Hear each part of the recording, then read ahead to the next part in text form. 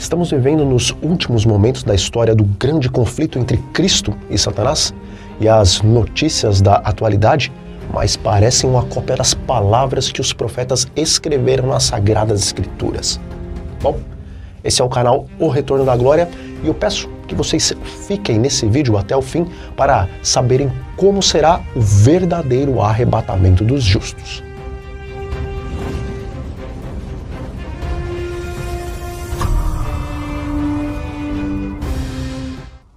João descreveu no livro do Apocalipse que, quando a proteção das leis humanas for retirada dos que honraram a lei de Deus, haverá nos diferentes países um movimento simultâneo com a finalidade de destruí-los. E, semelhante ao que aconteceu com os hebreus no tempo da rainha Esther, no fim dos dias haverá um decreto para eliminar a vida daqueles que não receberem a marca da besta e nem adorarem a sua imagem.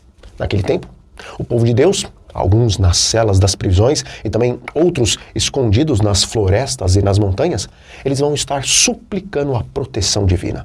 Mas, pelo fato do Espírito de Deus não contender com o homem para sempre, serão então retirados os direitos humanos daqueles que insistirem em não receber a marca da besta e adorarem a sua imagem, e quando isso acontecer, homens armados e instigados pelas hostes de demônios se prepararão para a obra de eliminar o verdadeiro povo do Senhor.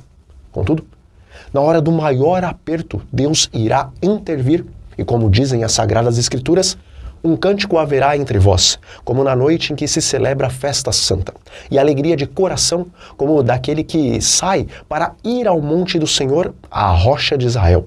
O Senhor fará ouvir a sua voz majestosa e fará ver o golpe do seu braço, que desce com indignação de ira no meio de chamas devoradoras, chuvas torrenciais, tempestades e pedras de saraiva.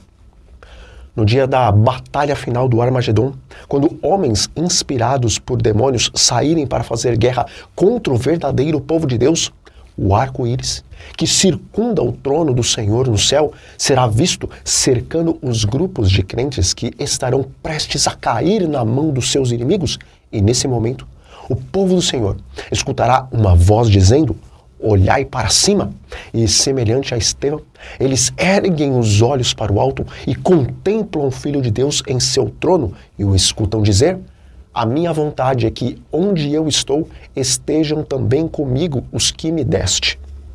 Bom, é justamente à meia-noite da história do grande conflito que Deus manifestará seu poder para livrar o seu povo.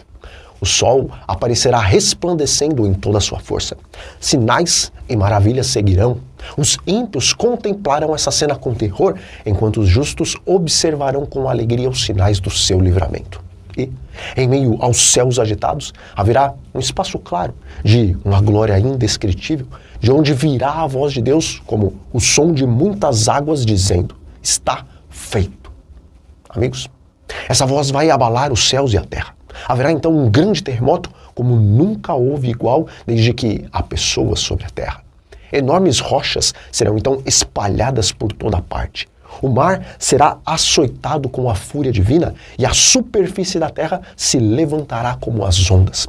E naquele dia, Deus também se lembrará de Babilônia, a grande confusão religiosa que mistura a verdade com o erro, e o Senhor derramará sobre ela o cálice do vinho do furor da sua ira, como está escrito em Apocalipse 16, versículo 9. Naquele dia, meus queridos, grandes pedras de granizo também farão a sua obra destruidora, e as orgulhosas cidades do mundo serão então derrubadas em um instante, e as majestosas construções que os homens investiram milhões e milhões vão se desmoronar diante dos olhos deles. Mas aquele dia não será apenas um dia de desespero, porque para a alegria do povo de Deus, semelhante a como aconteceu com Paulo e Silas, as celas das prisões e suas paredes irão se fender. E o povo do Senhor, que estava preso por não aceitar a marca da besta, serão então libertos para contemplarem a salvação do Rei dos Reis. Também abrem-se as sepulturas e muitos que dormem no pó da terra irão ressuscitar, uns para a vida eterna e outros para a vergonha e o horror eterno. Veja, essa não é a final ressurreição, mas essa será aquela ressurreição especial que o profeta Daniel falou no capítulo 12, versículo 2 do seu livro, e que o profeta João também predisse no capítulo 1, versículo 7 do livro do Apocalipse. E nessa ressurreição especial, todos aqueles que acreditaram e que pregaram as 3 mensagens angelicais de Apocalipse, capítulo 14, ressuscitarão para poder ver o Senhor vindo nas nuvens do céu.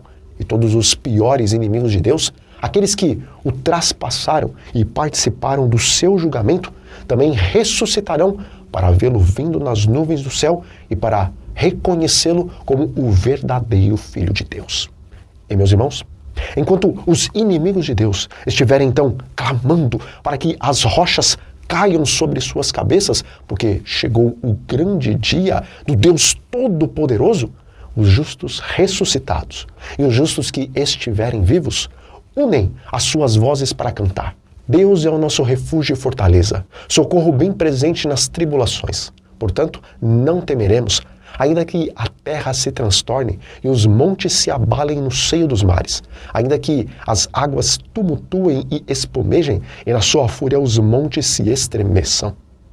Bom, quando essas palavras de santa confiança subirem a Deus, a glória da cidade celestial será vista através das suas portas entreabertas.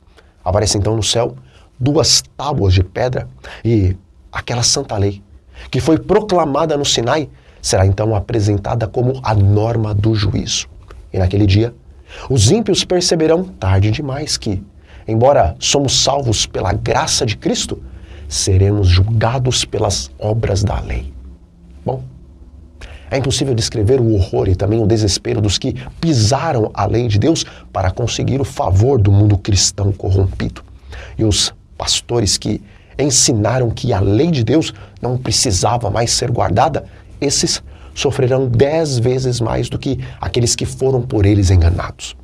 Depois disso, a voz de Deus é ouvida nos céus, declarando o dia e a hora da volta de Jesus, porque, como está escrito em Apocalipse, capítulo 10, versículo 7, o mistério de Deus será revelado. Logo após, aparecerá no Oriente uma pequena nuvem, que é a nuvem que rodeia o nosso Salvador. E, em um silêncio solene, o povo de Deus a observará, enquanto ela se aproxima da terra até se tornar uma grande nuvem branca que terá a base semelhante ao fogo consumidor e que terá o arco-íris da promessa por cima dela. Então, não mais como homem de dores, Jesus aparece agora como o poderoso vencedor e santos anjos, em uma inumerável multidão, o acompanharão. Também, a trombeta de Deus será trocada e a voz do Todo-Poderoso vai ser ouvida e ele chamará os santos que dormem no pó da terra. E quando eles saírem dos seus túmulos revestidos de glória imortal, todos eles clamarão fortemente: Onde está, ó morte, a tua vitória? Onde está, ó morte, o teu aguilhão? Os justos vivos também vão ser transformados num momento, num abrir e fechar de olhos, depois de ouvirem a voz de Cristo e escutarem a trombeta do Senhor. E, juntamente com aqueles que ressuscitaram, todos serão arrebatados para encontrar o Senhor nos ares e os anjos de Deus reunirão todos os salvos do Senhor. Naquele dia, meus amigos, a morte será vencida e familiares e amigos que foram separados pela morte, após serem ressuscitados, os anjos de Deus os reunirão para nunca mais se separarem. E por fim, todos subirão à cidade de Deus para receberem o galardão que o Senhor preparou para cada um dos seus filhos. Bom, esse não é um conto de fadas, mas é a promessa de Deus, a qual está muito próxima de se cumprir.